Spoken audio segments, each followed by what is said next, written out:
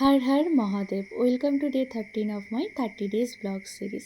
তো অনেক আশা নিয়ে বেরিয়েছিলাম পুরো পথটা বাবার কাছে হেঁটে যাব বলে, কিন্তু শেষ পর্যন্ত কি পারলাম থাকছে এই ব্লগে। হাই, আমি জয়, লাইফ অ্যান্ড স্টাইল উইথ জয়ের আরও একটা নতুন ব্লগে তোমাদের সবাইকে ওয়েলকাম। তো যেখানে আমি তোমাদের সাথে শেয়ার করছি আমার ডেইলি লাইফস্টাইলের কিছু সুন্দর সুন্দর মুহূর্ত। তো আগের ব্লগগুলোতে তোমাদের সাথে আমি শেয়ার করেছিলাম যে আমরা গেছি তারকেশ্বর এবং শেওড়াফুলি থেকে স্নান করে বেরিয়ে পড়েছি হাঁটার উদ্দেশ্যে। তো এই যে আমাদের মাখ রেডি হয়ে গেছে, একদিকে ছিল জল আর একদিকে ছিল মহাদেব আর গোপাল। এই মাখ নিয়ে সবাই মিলে টোটাল 22 জন মিলে আমাদের যাত্রা শুরু হয়েছিল এবং কিছুটা হাঁটার পর প্রায় 10 কিলোমিটার হাঁটার পর তার ডাকাত কালীবাড়ি, সেখান থেকে গেলাম আরও 14 কিলোমিটার হেঁটে শেওড়াফুলি। তারপর গিয়ে পায়ের অবস্থা এতটাই খারাপ হয়ে গেল যে আমার পক্ষে আর হেঁটে যাওয়া সম্ভব হলো না।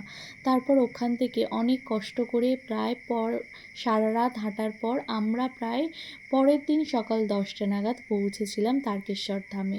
তো সেখানে গিয়ে আমরা সুন্দরভাবে পুজো দিই এবং অনেক ফাঁকা ছিল, ভিড় পাইনি, সুন্দরভাবে জল ঢালতে পারি এবং পুজো দিতে পারি। এটাই অনেক শান্তি যে এত কষ্ট করে যাওয়ার পর আমরা মনে শান্তি নিয়ে পুজো দিতে পেরেছি। তো আমার পায়ের অবস্থা তো ভীষণই খারাপ হয়ে গেছিলো, বাড়ি ফেরার পর আর হাঁটার ক্ষমতা ছিল না।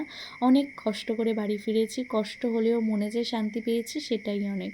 বাবার কাছে গিয়ে শান্তি করে যেতে পেরেছি, এটাই অনেক। তো কে কে আমার মতন তারকেশ্বর ধামে গেছো পায়ে হেঁটে অবশ্যই কমেন্ট করে জানিও, আর তোমাদের কি ফিলিংস ছিল বাবার কাছে গিয়ে সেটাও কমেন্ট করে জানাতে ভুলো না। আর কারা কারা পুরো রাস্তাটা হেঁটে যেতে পেরেছো সেটাও কমেন্ট করে জানিও।